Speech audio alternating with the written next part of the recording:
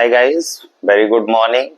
आप देख रहे हैं संदीप एजुकेशन हब और आज का हमारा टॉपिक बहुत ही इम्पोर्टेंट टॉपिक है जिसका नाम है समास, क्योंकि हर एक कॉम्पिटिटिव एग्जाम में पूछा ही जाता है। हिंदी के क्वेश्चंस बहुत सारे रहते हैं जिसमें से समास से भी क्वेश्चन पूछे जाते हैं और स्पेशली जो भी आपका यूपीएसआई होने वाला, हरियाणा में सीईटी होने वाला है, एचटेट का एग्जाम होने वाला है, उसमें बहुत ज्यादा पूछा जाता है। यहाँ से 1 से 2 क्वेश्चन तो हमेशा ऑलवेज रहते ही हैं। तो आपको समास आज देखते हैं। एक टॉपिक क्या है, समास।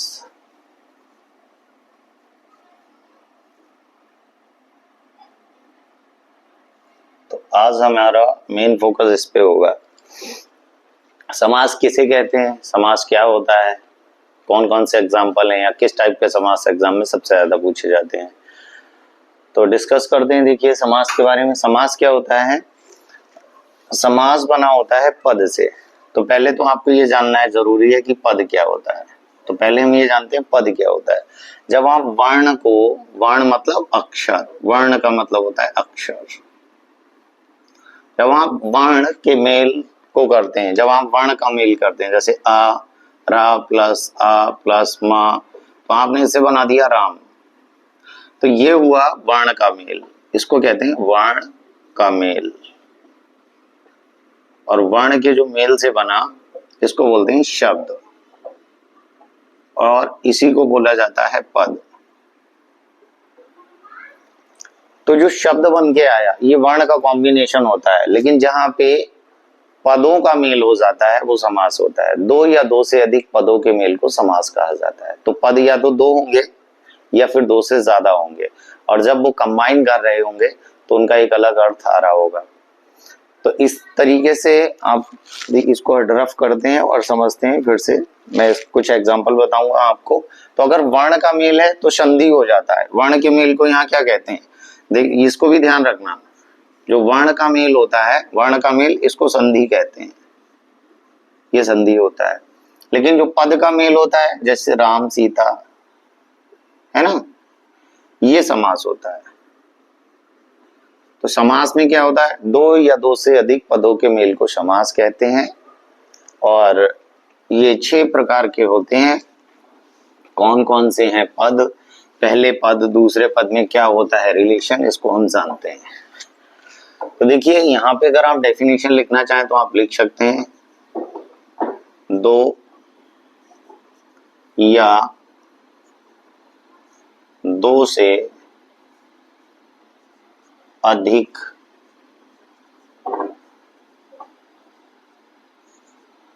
पदों के मेल को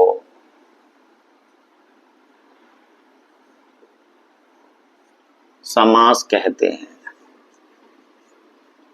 समास कहते, बहुत इंपॉर्टेंट टॉपिक है ये सीईटी के लिए और एचटेट के लिए। यहाँ से क्वेश्चंस हमेशा ही पूछे जाते हैं। तो 2 या 2 से अधिक पदों के मेल को समास कहते हैं। फॉर एग्जाम्पल आप ऐसे दे सकते हो, गंगा जल, इसमें 2 पद हो गए। एक तो पहला पद हो गया गंगा और दूसरा पद हो गया जल। ये 2 से ज्यादा भी हो सकते हैं, तो इसको बोलेंगे हम प्रथम पद और इसको बोलेंगे हम द्वितीय पद। अब यहाँ पे पद तो आप समझ गए, 2 होंगे या 2 से ज्यादा होंगे, लेकिन कौन सा हमारे लिए ज्यादा यूजफुल रहेगा, किसकी इंपॉर्टेंस ज्यादा रहेगी, कौन सा प्रधान होता है, कौन सा गौड़ होता है, क्या होते हैं इसके क्लासिफिकेशन, टाइप्स क्या हैं, और उन टाइप्स में प्रॉपर उनकी डेफिनेशन को देख के आइए करते हैं उसके एग्जांपल्स को। तो आपको ये समझ आ गया होगा। अगर कहीं पे बस इतना से याद रखना, बहुत माइनर सा डिफरेंस है संधि और समास में। संधि में वर्ण अक्षरों का मेल होता है और समास में पद शब्दों का मेल होता है। तो समास होते हैं। और इसके अगर हम प्रकार की बात करें, जैसे हमने पद बता दिया, पहला पद दूसरा पद, और अगर हम इसमें प्रकार की बात करें तो इसके प्रकार होते हैं 6। ठीक है, समास के जो प्रकार होते हैं मुख्यतः 6 प्रकार होते हैं। ये इसको भी लिख ही लेते हैं।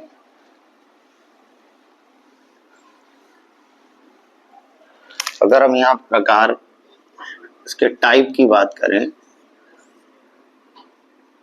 तो समास मुख्यतः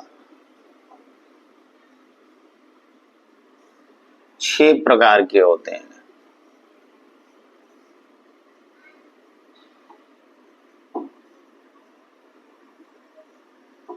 ठीक है, अब वो कौन से 6 हैं? कुछ बुक में एक दो जगह 4 को दिखाया, बट वो तत्पुरुष के साथ उन्होंने द्वंद्व को, कर्मधारय को, कर्मधारय समास को ऐड ऑन कर दिया है। लेकिन बेसिकली अगर आपसे टाइप भी पूछ लिया जाए तो आपको 6 समास बताना है। समास 6 प्रकार के होते हैं और कौन कौन से होते हैं? इनमें से जो पहला समास होता है उसका नाम है अव्ययी भाव समास। ये होता है हमारा पहला समास, अव्ययी भाव समास। अब यहां जो ये समास होता है बहुत इंपॉर्टेंट समास है, इसको समझना है। इसमें पद कितने होते हैं और क्या इसकी प्रॉपर्टी होती है? तो इसमें क्या होता है कि इसमें 2 पद तो सभी में 2 होंगे या 2 से ज्यादा होंगे, लेकिन मोस्ट कॉमनली आप देखेंगे जो एग्जांपल्स लेंगे उनमें 2 ही पद दिखा रहे होंगे। तो अगर हम इसमें देखें, पहला पद अव्ययी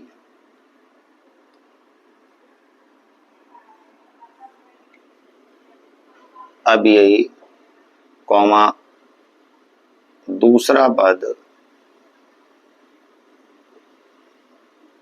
संज्ञा होता है, संज्ञा होता है। ठीक है, और साथ में नोट डाउन करिए इस बात को, ये इंपॉर्टेंट बात है इसकी। नोट क्या?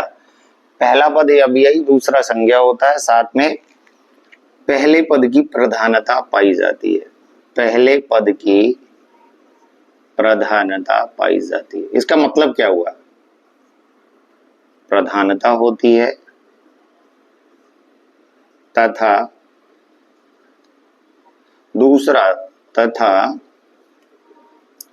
दूसरा पद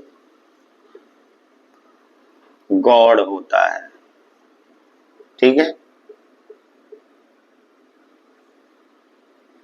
तो यहाँ पे प्रेफरेंस जो भी इसमें, इसका मतलब ये प्रधानता का मतलब है, टर्म्स तो 2 यहाँ भी हो रहे हैं, लेकिन जो आप उसका मीनिंग निकाल रहे हो, जो सेंस निकाल रहे हो, वो फर्स्ट के बिहेव पे हो रहा है। तो एक्सप्लेनेशन केवल पहली टर्म दे पा रही है, मतलब मूल शब्द तो दूसरा ही होगा, लेकिन मूल शब्द में जो आप उसको कंप्लीट अर्थ निकालेंगे जब उसके आगे या जो पहला वाला पद होगा, दूसरे मूल शब्द दूसरा है, उससे पहले लगा होगा एक पहला पद उसके एक्सप्लेनेशन को कंप्लीट कर रहा होगा।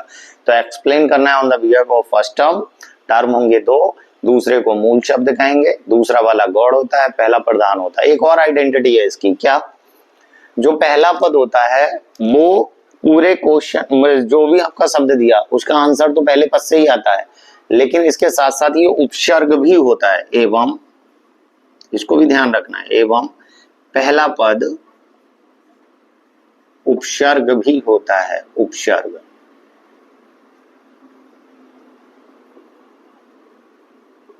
अब आपको ये पता होना चाहिए प्रत्यय उपसर्ग क्या होते हैं। तो यहाँ पे हम बात करते हैं उपसर्ग की। उपसर्ग वो शब्द होते हैं जो किसी शब्द के जस्ट पहले लग जाते हैं और उसके अर्थ को चेंज कर देते हैं। तो जब कोई हमें एक प्रॉपर शब्द दिया हुआ है और उससे बिफोर, उससे पहले आके ऐड ऑन हो गया, उसमें कुछ जुड़ गया और उसके बाद उस पूरे अर्थ को चेंज कर दिया, इस टाइप के शब्द को हम उपसर्ग कहते हैं। और हमेशा ये शब्द के पहले आते हैं, इसी वजह से उपसर्ग हैं, क्योंकि शब्द के बाद में लगाते हैं प्रत्यय और शब्द के पहले लगाते हैं उपसर्ग। तो यहाँ जो कहानी है समास के अंदर वो उपसर्ग की है। तो उपसर्ग शब्द से पहले आएगा और शब्द से, मूल शब्द से पहले अगर आ रहा है तो अर्थ भी उपसर्ग के बिहेव पे ही हो रहा है। तो एक्सप्लेनेशन आप उपसर्ग के बिहेव पे, टर्म के बेस पे, पहला पद जो प्रधान है उसके बेस पे एक्सप्लेन कर पा रहे हो। जैसे मैंने आपको बोल दिया शर्म, अब शर्म का सिंपल चीज है, ये तो आप समझ गए शर्म का मतलब क्या है। लेकिन अगर मैंने इसके आगे बे लगा दिया तो ये शर्म ना हो गया, वो गया बेशर्म, है ना। अब यहाँ पे पूरे शर्म के अर्थ को सभी जानते थे, लेकिन बे लगा देने से बिना शर्म का हो गया। बेशर्म का मतलब बिना शर्म के। तो इसका जो मीनिंग चेंज किया, आइए पहले एग्जांपल देखते हैं इसके समास के। आप इसके प्रकार को ध्यान रखना, इंपॉर्टेंट बात यह है कि ये 6 होते हैं, इस बात को बहुत ध्यान रखना है। तो समास 6 प्रकार के होते हैं, जिसमें से पहला है अव्ययी भाव समास। चलिए देखते हैं इसके कुछ और एग्जांपल्स,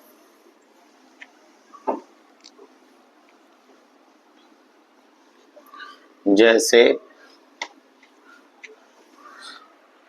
हमने यहां पे लगा दिया शर्म एक शब्द है और इसके पहले हमने क्या लगाया यहां बे।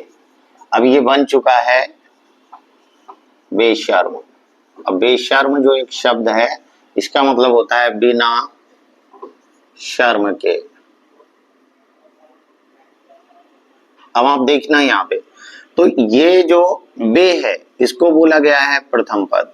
चलो यहां नहीं, यहां फिर से लिख देते हैं बे प्लस शर्म, इसको बोला गया है प्रथम पद और इसको बोला गया है द्वितीय पद। ठीक है, अब एक्सप्लेन कैसे कर रहे हो आप प्रथम पद के भी पे। शर्म का मतलब तो आपको भी समझ आ गया था, लज्जा, लेकिन जैसे ही आपने बे लगा दिया तो ये प्रथम पद क्या बन गया, उपसर्ग। कैसे, क्योंकि उपसर्ग ये मूल शब्द के पहले लग गया और ये पद क्या हो गया, गॉड। और यहां एक्सप्लेन किस भी पे कर रहे हो, प्रथम पद, तो ये हो गया प्रधान पद, प्रधान पद, और ये हो गया गॉड, द्वितीय पद गॉड। तो प्रधानता पहले की, मूल शब्द ये, तो ये हो गया आपका मूल शब्द, लेकिन एक्सप्लेन किसने किया, उपसर्ग ने। इसका सही आंसर किसने दिया, उपसर्ग ने। शर्म जो लज्जा है, उस लज्जा को भी, उस शर्म को, जो शेमफुल चीजें हैं उसको एक्सप्लेन सही तरीके से किसने कर दिया, उसके उपसर्ग ने। तो बे इसके शब्द के स्टार्टिंग में लगा, इसीलिए प्रथम पद कहलाया, इसीलिए उपसर्ग कहलाया क्योंकि मूल शब्द के जस्ट पहले आया। और यहाँ पे समास बना दिया जिसका नाम हो गया अव्ययी भाव, अव्ययी भाव समास। ठीक है, आई होप आपको ये बात समझ आ गई होगी। ठीक है, किसी भी ऐप पे देखिए, एक और एग्जांपल देखते हैं इसका कि प्रथम पद क्या है।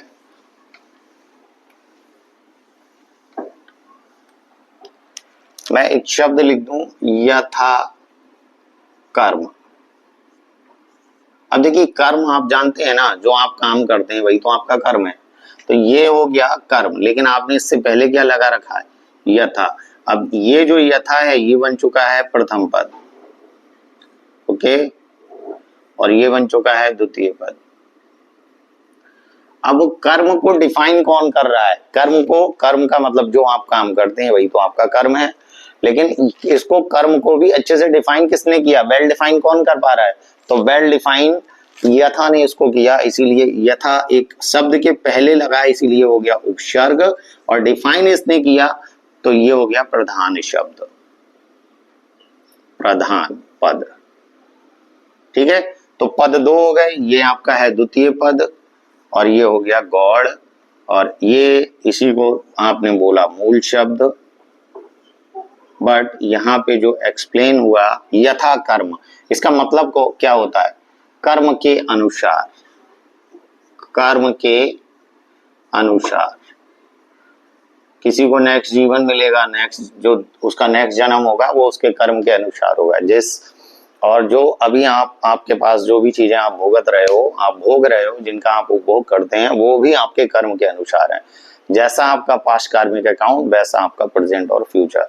आपने जितना पॉजिटिव किया तो आपको पॉजिटिव मिल रहा है, नेगेटिव किया तो नेगेटिव मिल रहा है। इसका मतलब ये हो गया यथा कर्म, कर्म के अनुसार। तो व्यक्ति जैसे कर्म के अनुसार ही अपना फल प्राप्त करता है। लेकिन कर्म के अनुसार, कर्म तो एक ऑब्जेक्ट आपने बता दिया, लेकिन इसको अच्छे से वेल डिफाइन जो करने का काम किया यथा ने किया, शब्द के पहले लगा इसलिए उपसर्ग हुआ, और इसकी वजह से ही एक्सप्लेनेशन, इसका जो मीनिंग है चेंज हुआ। इसका मतलब ये आपका उपसर्ग के साथ साथ प्रथम पद हो गया, और प्रथम पद की प्रधानता जिस समास के अंदर होती है, दूसरा पद गौड़ होता है, उसे हम अव्ययी भाव समास कहते हैं। आई होप आपको ये समझ आया होगा। लेकिन आपको मैं इतनी इंपॉर्टेंट टॉपिक बता रहा हूं तो आपका भी फर्ज बनता है आप एक बार संदीप एजुकेशन हब को सब्सक्राइब करिए, शेयर करिए और बेल आइकन को दबा के रखिए। कौन से नेक्स्ट एग्जाम में किस टाइप के क्वेश्चन पूछे जाएंगे, या जो आपके पीछे के बहुत सारे एग्जाम है उनमें किस टाइप के क्वेश्चन पूछे गए, प्रीवियस ईयर PYQ मैं कराने वाला हूं आपको। दूसरा अगर आप हमारी ताकत बने रहेंगे तो हम मोटिवेट होते रहेंगे और इसी तरीके से हम यूजफुल वीडियो आपके लिए बनाते रहेंगे। तो हमारी ताकत है आप, और इसको अच्छे से साथ निभाइए हमारा। चलिए देखते हैं आगे।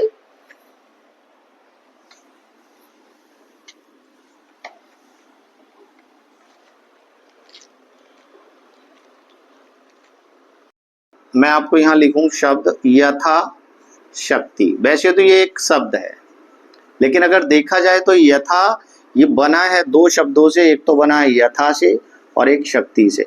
शक्ति का मतलब तो आप जानते ही हैं, पावर, स्ट्रेंथ, कैलिबर, पोटेंशियल, यही तो है शक्ति। लेकिन यथा ये हो गया पहला पद, पहला पद। अब शक्ति का तो आप मीनिंग समझ ही गए, लेकिन शक्ति कैसी है, कैसे यूज होना है, तो उसके मीनिंग को चेंज कौन कर रहा है? ये हो गया हमारा दूसरा पद, दूसरा पद। तो इस शक्ति को, पावर को, पोटेंशियल को, स्ट्रेंथ को चेंज करने की पावर किसके पास है? पहले पद के पास। क्यों? क्योंकि ये है प्रधान। कि कैसा है? प्रधान पद, इसी की वजह से चेंज हो रहा है। ठीक है, यथा शक्ति, तो इसका मीनिंग हो गया शक्ति के अनुसार, शक्ति के अनुसार। अब शक्ति के अनुसार कम भी हो सकता है, ज्यादा भी हो सकता है। अपनी शक्ति के अनुसार कोई काम करता है ना, या शक्ति के अनुसार काम नहीं करता है। तो इसके मीनिंग को बताया किसने? यथा ने बताया। अगर यथा नहीं होता तो हम शक्ति का मतलब केवल एनर्जी से समझते, पावर से समझते, बट उसको यूज किस सेंस में करना है, ये बात हमारी, मतलब इस बात को समझना थोड़ा टफ था। शक्ति को तो हमने एक एनर्जी या पावर से रिलेट कर दिया, लेकिन जब लगा दिया आगे यथा, तो इसने बताया कि हमें यथा शक्ति मतलब शक्ति के अनुसार। अब देखते हैं इस बात को डिफाइन करने। दूसरा, यथा जो एक वर्ड है, यथा, ये एक एज अ उपसर्ग भी यूज हुआ है, उपसर्ग। तो यथा क्या है यहाँ? उपसर्ग। और उपसर्ग कहाँ लगता है? शब्द के पहले, और शक्ति के जस्ट पहले क्या है? यथा। तो ये हो गया मूल शब्द। अच्छे से इस चीज को भी समझना, मैं यहाँ पे लिख दे रहा हूँ यथा शक्ति। अब इसमें जो शक्ति ये वाला पार्ट है, ये है इसका मूल शब्द, मूल शब्द। लेकिन अर्थ मूल शब्द से नहीं आया, अर्थ को चेंज किया यथा ने। यथा हो गया प्रधान, तो प्रधान हो गया, ये जो प्रधान पद है इसी को बोला जाता है अवयव, और इसको बोला जाता है, ये क्या है? संज्ञा। ये संज्ञा है। तो ये गौड़ है, ये पद क्या है? गौड़ है। मतलब मीनिंग निकालने के लिए इसका यूज नहीं हो रहा, बट मीनिंग निकालने के लिए पूरे मीनिंग को चेंज कर पा रहा है पहला। तो प्रधान है, अवयव है, और साथ में उपसर्ग है, और साथ में उपसर्ग है। तो इतनी चीजें आपको याद रखनी है। अगर किसी शब्द के पहले ये प्रॉपर्टी मिलती है तो आप समझ जाना वो समास होगा। अब यही भाव समास। और देखते हैं हम इसके एग्जाम्पल।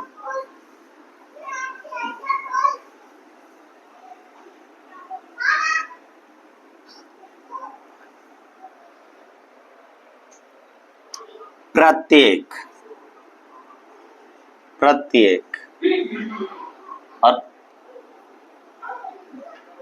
प्रत्येक में आप देख पा रहे हैं प्रत्यय है एक। इसका मतलब होता है, प्रत्येक को अगर आप देखेंगे तो इसका मतलब होता है एक एक के प्रति, एक एक के प्रति। आप सभी के लिए क्या है? किसी भी चीज को, मतलब एक एक के प्रति आपकी रिस्पॉन्सिबिलिटी है क्या, उसको बताया गया है यहाँ पे। तो प्रत्येक का मीनिंग होता है एक एक के प्रति, और ये वाला शब्द क्या है? उपसर्ग। ये क्या है? संज्ञा। मीनिंग किसने चेंज किया? प्र ने। प्र क्या लग गया? उपसर्ग। तो ये हो गया हमारा उपसर्ग, और साथ में ये हमारा हो गया अव्यय, और ये हमारा हो गया संज्ञा, और ये हो गया द्वितीय पद, द्वितीय पद। ठीक है, और इसी को बोलते हैं मूल पद। तो मूल पद, मूल पद भी यही है, संज्ञा भी यही है, द्वितीय पद भी यही है, लेकिन इसका कंप्लीट मीनिंग इसके भी पे आ पा रहा है। इसीलिए उपसर्ग भी है, ये अवयव है, और ये प्रधान पद है। इसका नाम, इसको क्या बोलेंगे? प्रधान पद। मतलब सारी मीनिंग आप जो भी इसका सेंस लगा पा रहे हैं वो इसकी वजह से। अगर ये नहीं होता तो इसका मीनिंग कुछ अलग हो जाता। जैसे एक शब्द में लिख रहा हूं बेशर्म, बेशर्म। अब बेशर्म क्या होता है? बिना शर्म के। अच्छा एक बात बताओ, अगर मैं ये शर्म लिख दूं तो इसका मीनिंग आप समझ गए ना, शर्म। और इसके आगे मैंने क्या लगा दिया, बे। बे लगाने पे ये क्या है, उपसर्ग।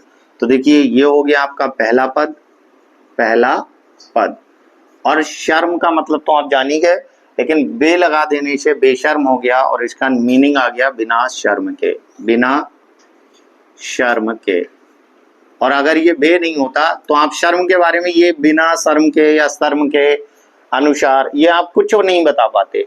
शर्म का मतलब बस वही, आपको एक ही चीज समझ आ गई, लेकिन ये शर्म के साथ है, बिना शर्म के है। तो इस कंप्लीट बात को जो इसको एक्सप्लेन कर पा रहा था वो बे, और बे हो गया पहला पद, और इसको एक और नाम देंगे, ये बन गया उपसर्ग, उपसर्ग। और यहाँ इसकी हो गई प्रधानता, प्रधानता। तो पहला पद प्रधान हो गया, ये हो गया उपसर्ग, बे लगने से, शर्म के आगे बे लगने से इसका मतलब हो गया बिना शर्म के। और अगर बे नहीं लगता तो फिर ये हो जाता शर्म, शर्म के अनुसार, शर्म से।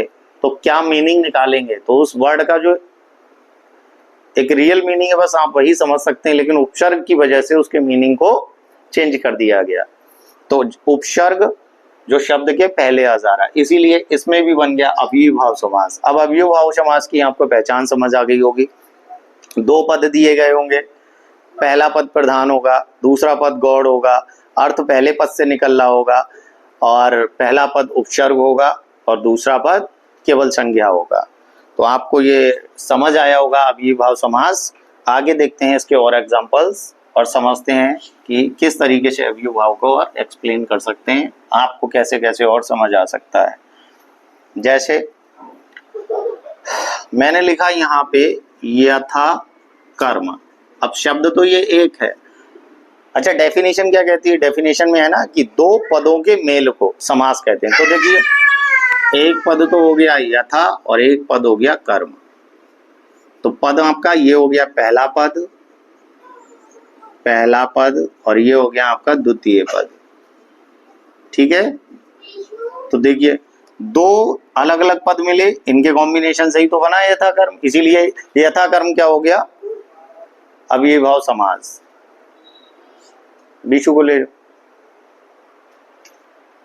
अब यथा कर्म, अब देखिए यहाँ पे मैं इसका मतलब बताऊं तो कर्म का मतलब तो समझ ही गए ना, जो कर्म करते हो वही कर्म है, लेकिन कर्म को डिफाइन कैसे करना है, यथा लगा देने से कर्म का पूरा मीनिंग चेंज हो गया। ये कहने इसका मतलब हो गया कर्म के अनुसार, आप जो भी करोगे आपको जो फल मिलेगा वो आपके कर्म के अनुसार मिलेगा। बेटू हटो। तो ये बनेगा कर्म के अनुसार। अब यथा कर्म, कर्म के अनुसार। ठीक है, अगर यहाँ पे हम ये यथा वर्ड नहीं लगाते तो कर्म का मतलब तो जो आप कर रहे हो वो कर्म है, और उसका रिजल्ट क्या होगा। ठीक है, तो उसका रिजल्ट क्या होगा, उसका आप मतलब क्या ले सकते हो। तो आपने जो भी किया, कर्ता के द्वारा जो भी किया जाता है वही कर्म होता है। तो कर्म, अब कर्म को क्या, अच्छा कर्म, बुरा कर्म, कर्म के अनुसार। तो यहाँ पे यथा लगा देने से मीनिंग आया कर्म के अनुसार, और यथा हो गया पहला पद, और पहले पद के साथ साथ एक और यथा, ये एज अ उपसर्ग हो गया, और साथ में इसकी हो गई प्रधानता। मतलब मीनिंग को चेंज करने की पूरी कंप्लीट रिस्पॉन्सिबिलिटी थी यथा के पास, और कर्म के पास केवल इतना था कि ये ऑब्जेक्ट है, ये बस ये बता रहा है कि क्या किया गया है। द्वितीय पद है, संज्ञा है, और साथ में गौड़ है, संज्ञा है। तो ये पद हमेशा संज्ञा होता है।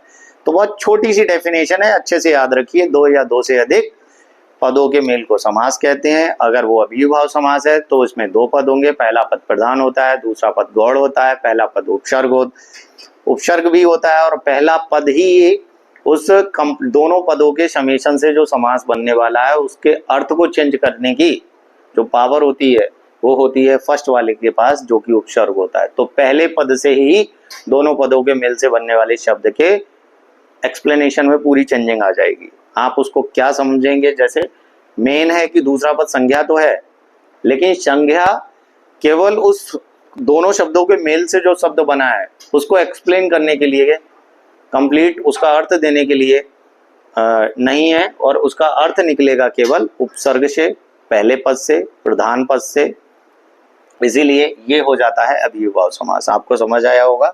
अब हम देखते हैं अव्ययीभाव भाव के बाद जस्ट दूसरा समास, है ना। इसी में एक एग्जांपल आप और भी ले सकते हो, यथा रुचि, है ना। यथा रुचि मतलब रुचि तो आप समझ गए ना, आपकी इच्छा क्या है, आप क्या कर सकते हो। तो रुचि तो आपको समझ में आया, बट रुचि के अनुसार आप क्या करेंगे, यथा आपने यहाँ लगा दिया तो रुचि आपका मन क्या है, आपकी रुचि क्या है, आपकी इच्छा क्या है। लेकिन यथा लग जाने से क्या बन जाएगा, यथा रुचि। यथा रुचि अगर यहाँ पे आपने साथ में लिख दिया, इसको बहुत गैप हो गया है, यथा रुचि, तो आप इसको लिख सकते हैं रुचि के अनुसार। रुचि के अनुसार, अब रुचि के अनुसार हो गया मतलब अनुसार है तो अनुकूल है, प्रतिकूल है। रुचि तो समझ गए इच्छा, लेकिन इच्छा के क्या है, यथा है तो के अनुसार। अब रुचि के अनुसार ये क्या हो गया, द्वितीय पद, इसका ये हो जाएगा द्वितीय पद। अर्थ किसकी वजह से आ रहा, इसकी वजह से, तो ये हो गया पहला पद। ये क्या है, दूसरा पद संज्ञा। पहला पद क्या है, अवयव, अव्यय। दूसरा इसमें यथा क्या लग गया, उपसर्ग, ये इसकी पहचान हो गई। तो ये प्रथम पद में आपको दिखेंगे, और इसमें ये दूसरा पद क्या हो गया, गॉड। मतलब ये उसके एक्सप्लेनेशन की जिम्मेदारी नहीं लेता, ये लेता है। तो इसीलिए यहाँ पे समास का नाम हो गया अव्ययी भाव समास। आई होप आपको ये बात समझ आ गई होगी। अब देखते हैं हम दूसरा समास।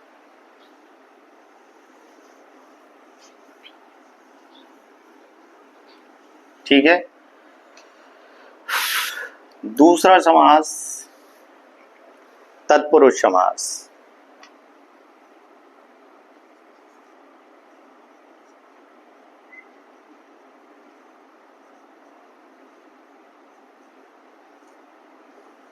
बात करेंगे अब हम तत्पुरुष समास की।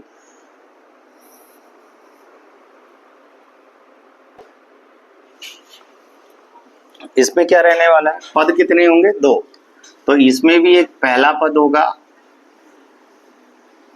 प्लस द्वितीय पद होगा। इसको पहला की जगह प्रथम कर देते हैं, प्रथम पद होगा। तो प्रथम पद होगा, ये द्वितीय पद होगा। अब की प्रधानता क्या किसकी होगी, इसकी प्रधानता होगी सेकेंड की। तो अब जो मीनिंग निकलेगा, जो सेंस निकाल के लेके आएंगे, वो सेकेंड के बिहेव पे। फर्स्ट वाला इसमें गॉड रहेगा, तो पद तो इसमें भी दो होंगे, बट ये गॉड रहेगा। अब मीनिंग निकालेंगे सेकेंड वाले के बिहेव पे, ठीक है। और इसका नाम रखा गया है तत्पुरुष समास। तो इसके हो गए हैं टाइप बहुत सारे। अब आपने कारक पढ़े हैं, तो कारक हमारे भरत मुनि एक ऋषि थे, उन्होंने हमारे कारक 8 बताए थे। तो इसमें फर्स्ट और सबसे लास्ट कारक को छोड़ दिया जाता है, बाकी सारे कारक प्रॉपर्टी होल्ड करते हैं तत्पुरुष समास की। तो पहला कर्ता छोड़ देते हैं और सबसे लास्ट वाला छोड़ देते हैं, संबोधन। तो कर्ता हटा देना है, उसके बाद हमें क्या, कर्म से स्टार्ट करना है, ठीक है। कर्म से लेके, और जो बीच के 6 बच गए, पहला और लास्ट हटा दो। 8 कारक हैं, किसने बताया, भरत मुनि ने। तो आपका ये एमसीक्यू क्वेश्चन भी बन सकता है, कारक कितने प्रकार के होते हैं, तो कारक 8 प्रकार के होते हैं, जिसमें पहले और लास्ट कारक को छोड़ दिया जाता है। बाकी बीच के सारे कारक समास में यूज होते हैं, और जो जिस समास में यूज होते हैं उस समास का नाम होता है तत्पुरुष समास। आइए देखते हैं जैसे कैसे और कौन कौन सा है इसमें। तो पहले हम देखेंगे इसका एक एग्जांपल, कर्म के अनुसार, ठीक है। तो अब पहला है, अगर हमने यहाँ लिखा सुख प्राप्त, सुख प्राप्त। अब देखिए 2 शब्द हैं, मैं दोनों को अलग करता हूं। सुख, सुख का मतलब तो आप समझ गए। तो ये भी तो हो सकता है, सुख से क्या है, हीन है, हीन मतलब बिना सुख का है, सुख प्राप्त।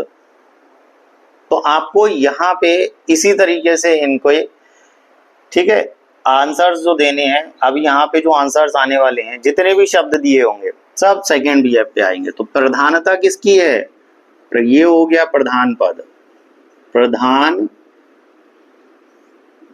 प्रधानता हो गई द्वितीय पद की। किसकी हो गई है, द्वितीय पद की। क्यों हो गई है, क्योंकि पहले में लिखा है सुख, तो सुख का मतलब तो क्या, सुख से हीन है, सुख प्राप्त है।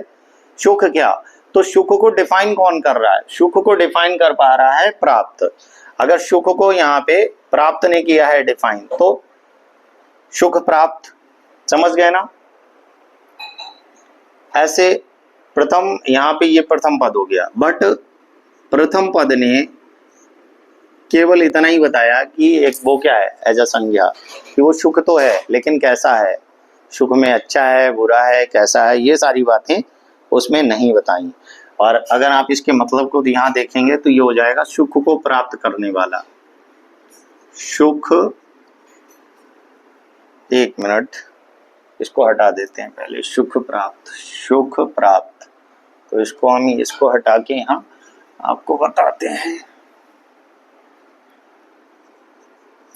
सुख को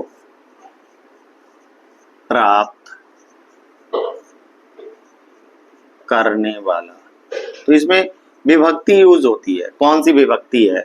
ये कारक यूज हो गया, कर्ता ने कर्म को आ गया ना, है ना, द्वितीय विभक्ति। तो कर्ता ने कर्म को, और कर्म के साथ आता है को, और सुख को प्राप्त। ये बात सुख ने, तो केवल सुख का मतलब तो आप समझ गए, लेकिन सुख के आगे हीन होना, प्राप्त होना, सुखहीन होना, सुखवान होना, ये सारी बात बता रहा है सेकेंड पद। तो प्रधानता है इसकी, ये है गौड़, ये है द्वितीय पद, ये है प्रथम पद, और इसमें कर्ता कर्म कारक यूज हो गया। और कर्म कारक जहाँ कर्ता ने कर्म को आ जाए, तो कर्म को, यहाँ को दिख रहा है ना, तो इसी वजह से कौन सा कारक है ये? कर्ता ने कर्म को, ये कर्म कारक है। और कर्म कारक में विभक्ति अगर आप लगाएंगे तो कौन सी विभक्ति लगाएंगे? सारी चीजें आपके सामने हैं, मीनिंग किसकी वजह से आ रहा है। इसी तरीके के और एग्जाम्पल को देखते हैं।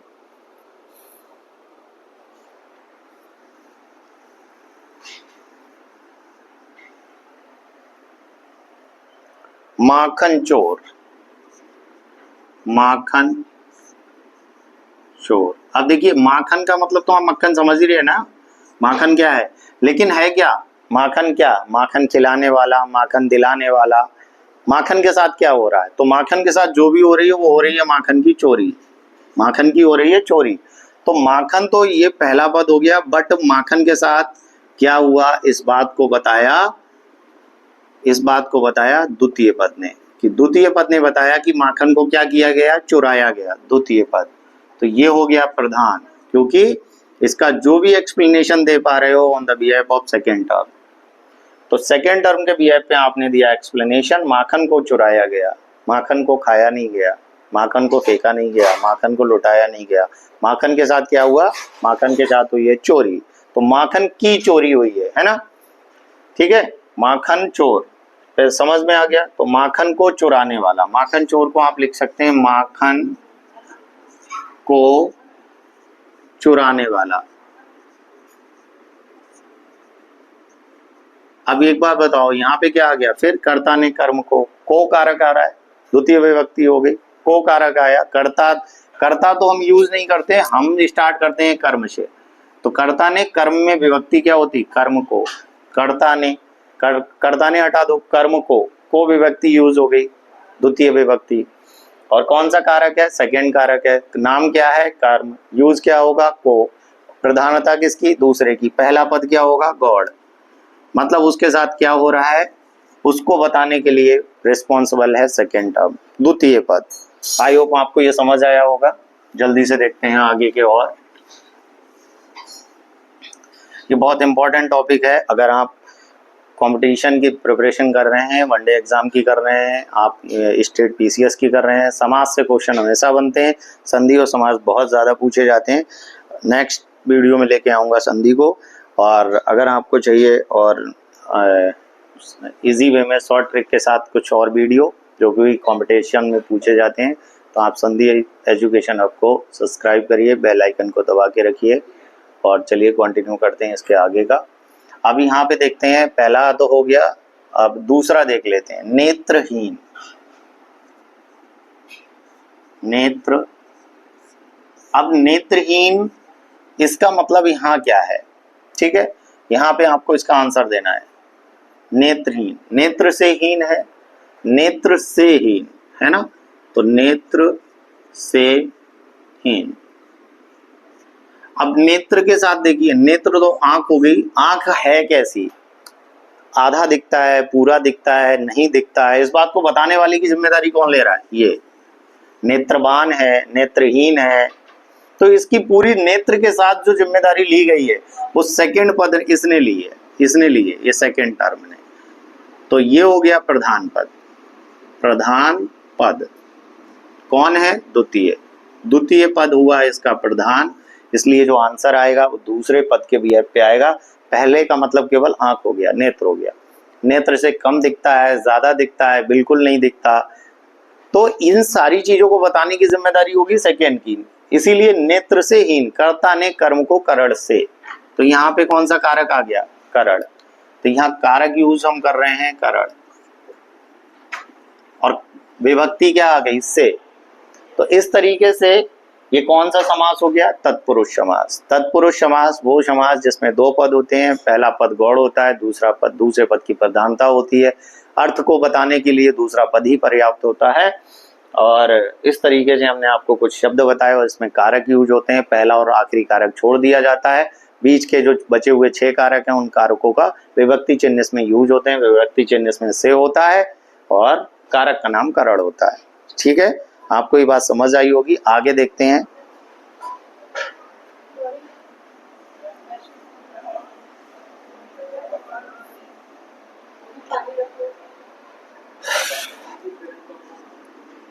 रसोई घर। तो रसोई घर का मतलब क्या होता है? रसोई के लिए घर, है ना? रसोई के लिए घर। अब यहाँ पे क्या आ रहा है? के लिए आ गया। ठीक है, तो रसोई तो आप समझ गए ना, रसोई जहाँ वो प्लेस, घर का वो स्थान जहाँ पे खाना बनाया जाता है, रसोई। अब यहाँ पे जो घर है, आप यहाँ पे प्रधानता किसकी है? सेकंड की प्रधानता है, सेकंड की, द्वितीय की, द्वितीय पद। तो ये हो गया प्रधान। दूसरा पद प्रधान है और पहला पद यहाँ पे प्रथम पद गौड़ है, प्रथम पद गौड़ है। मतलब ये केवल इतना बता रहा कि रसोई के साथ क्या है, रसोई में खाना है ना, रसोई टूटी है, रसोई बनाना है। तो ये बात आगे जो घर लगा हुआ है उसने बताया कि घर का मतलब है कि जहाँ पे रसोई बनाई जाती है, जहाँ पे खाना बनाया जाता है, उस जगह का नाम होता है रसोई घर। ठीक है, तो आपको ये बात समझ आ गई होगी। और इसमें कारक की अगर बात करें तो यहाँ पे के लिए आपको चिन्ह दिखेगा। कौन सा कारक चिन्ह दिखेगा? के लिए। तो इसीलिए आपको 8 कारक आने चाहिए, जिसमें से 6 कारक आपके तत्पुरुष समास में होते हैं। और एक्सप्लेनेशन अगर देखें, घर के बिहेव पे द्वितीय पद प्रधान है, इसीलिए इसका नाम भी तत्पुरुष समास है। और इसमें विभक्ति चिन्ह यूज हुआ है के लिए, और के लिए 2 जगह यूज होगा। एक तो के लिए मतलब वो उसके टच में रहता है, और एक के लिए के द्वारा, जब चीज एक दूसरे से अलग होती है वहां भी के लिए यूज होता है। आइए आगे देखते हैं उसके बारे में। अलग होना, जैसे पद च्युत। पदच्युत का मतलब होता है पद से अलग होना, पद से अलग होना।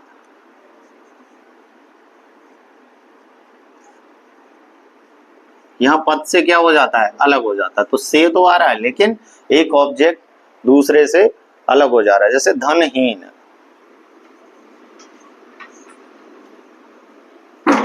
है ना, तो यहाँ पे पद तो ये भी पहला है, प्रथम पद, और ये हो गया आपका द्वितीय पद। एक्सप्लेन किसको कर रहे हो? पदहीन को।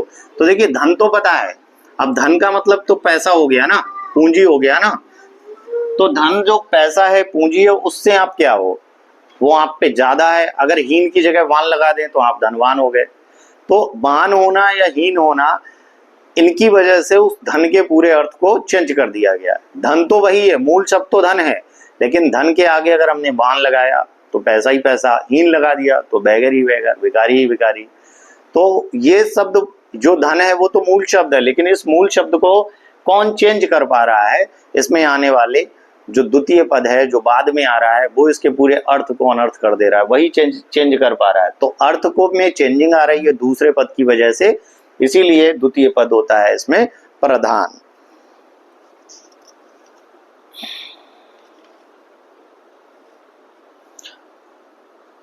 आगे देखते हैं हम इसी में, ये आपको समझ आया?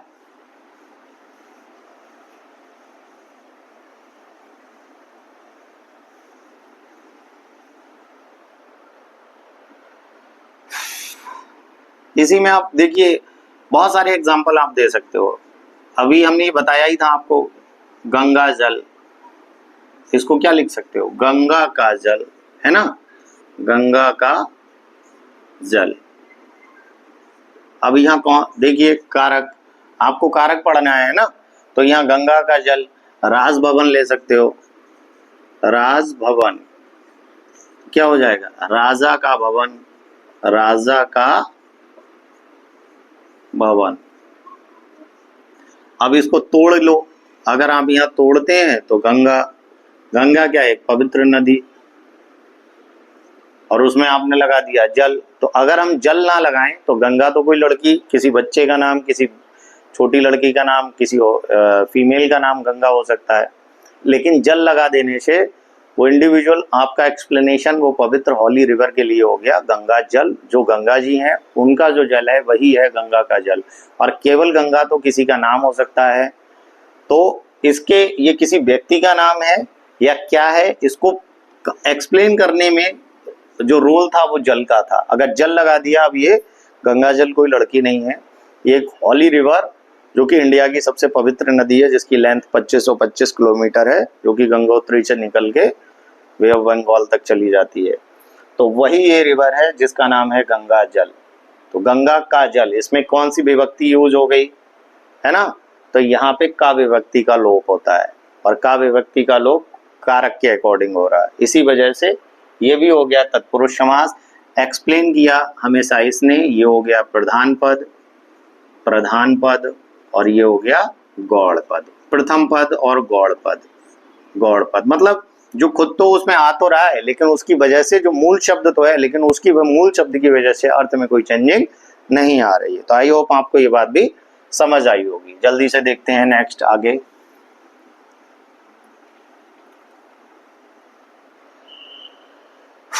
आप बीती, आप बीती,